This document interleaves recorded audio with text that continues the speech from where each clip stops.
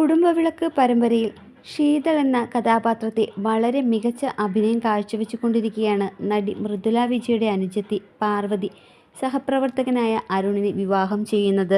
വീട്ടുകാരെ എതിർത്ത് ഒളിച്ചോടിപ്പോയി വിവാഹം ചെയ്തുവെങ്കിലും പിന്നീട് ഇരു വീട്ടുകാരും സ്വീകരിച്ചു.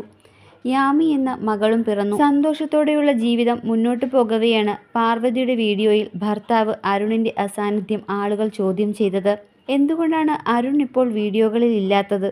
നിങ്ങൾ വേർപിരിഞ്ഞു എന്നൊക്കെയുള്ള ചോദ്യങ്ങളോട് പാർവതി ഇതുവരെ പ്രതികരിച്ചിരുന്നില്ല. ഇപ്പോഴിതാ എല്ലാ ചോദ്യങ്ങൾക്കും വ്യക്തമായ മറുപടി നൽകി എത്തിയിരിക്കുകയാണ് പാർവതി.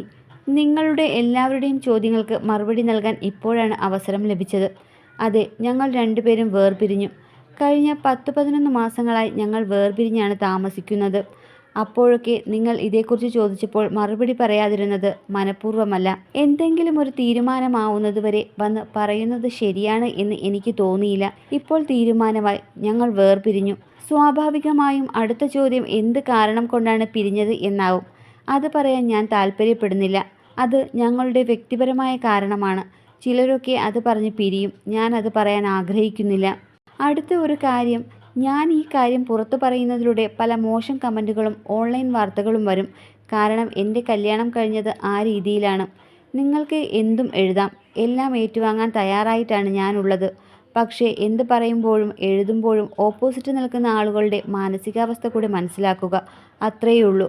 പുതിയ വീഡിയോകളുമായി ഞാൻ വീണ്ടും എത്തും, പാർവതി വിജയ് പറഞ്ഞു.